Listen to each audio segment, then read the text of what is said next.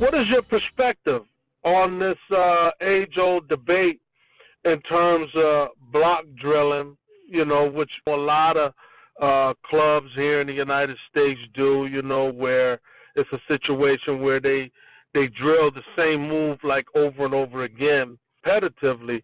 So what is your perspective on the benefits of that versus the benefits of random drilling, where it's more like sparring wrestling, where maybe it's the kids are getting tangled up and then creating a little bit of resistance, and the other one counters, and then they counter back, and they just get into a situation where they're consistently just countering, and it's not so much the same repetitive, okay, takedown, we're doing 5 takedowns in a row. What is your opinion on that, and are you familiar with those two different aspects of drilling? Because I know the other one is really popular in Europe.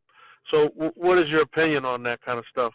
I think to have successful wrestlers, I think it's going to be a combination of both, and depending on what your program is.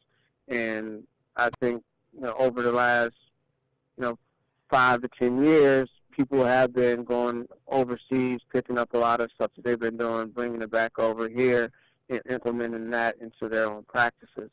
So, in the United States, we're more competition-based, and these kids start in competitions earlier, whereas in the European countries, those kids are more in a system, and they're built up through that system, and they have the kids longer, and then they go into competitions later. So if you're looking at the way we do it here, I think you do have to have some block drilling, because you have to be able to do it repetitively. And in my eyes, a lot of youth wrestlers, the matches aren't slow enough for them to not have a foundation or a fundamental, because they're going to be wrestling off their instincts. So everything that they do, if they're used to situations, if they're used to certain stuff, then they know how to react to that. But at the same time, wrestling is an individual sport. So for, I would say, very beginning wrestlers, you want them to do a lot of playing, and that's how kids learn. So we also have to give them the ability to play and figure out their own bodies and do different stuff. But at the same time, they have to have their fundamentals as well. So I don't think it's a either-or thing. I think it's a combination of both, and you should do both. That's what's up. I've heard you tell wrestlers not to be afraid to fail. Will you explain why not being afraid to fail is important?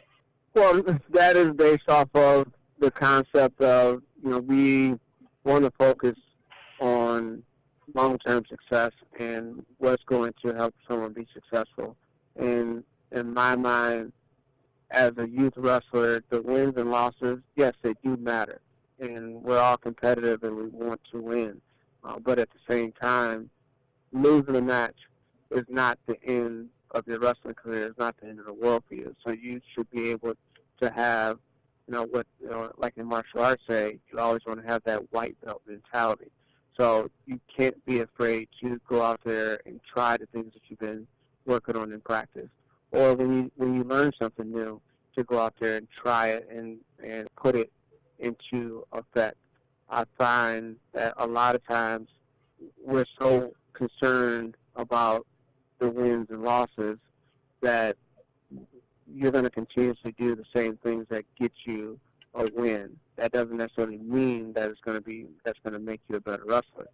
So when I say don't be afraid to fail, okay, at the end of the day, you went out there, you tried something new, you've been working on what you worked on in practice, and you gave that best effort to do that, and you're not afraid to take an L in that column to improve yourself as a wrestler. That's awesome, straight up. That's some real heavy stuff. I think when people have an opportunity to sit back and really listen to this interview while they're maybe driving, to the grocery store or back home from work or to work, I think some of the critical aspects that you touched on is really gonna help them. But anyway, in closing, when you are working with a kid, be it private situations or private sessions, or when you're working with your full squad at the wrestling university. Overall, how do you measure your own personal success as a coach? I know you don't focus too much on wins and L's, you know what I mean?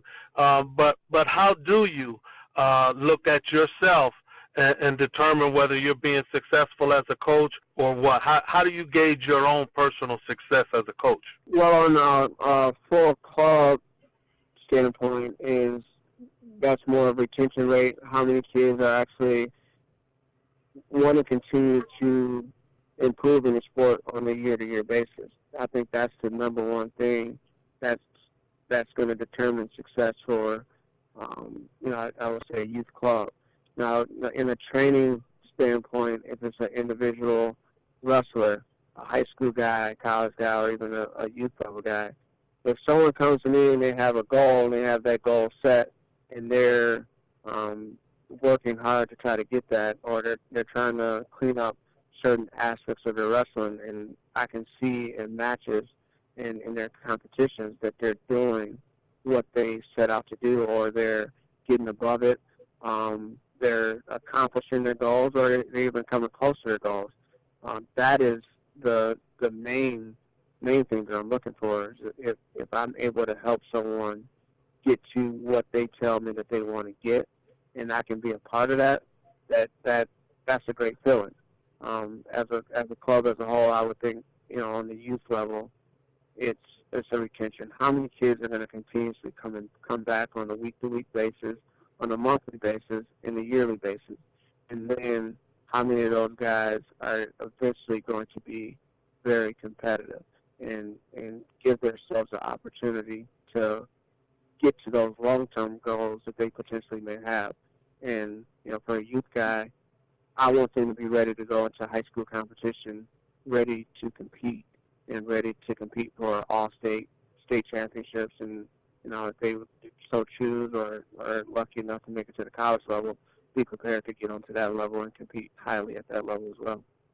That's what's up, Coach. If any of the guys on your team hear this, what would you say to any of them in closing?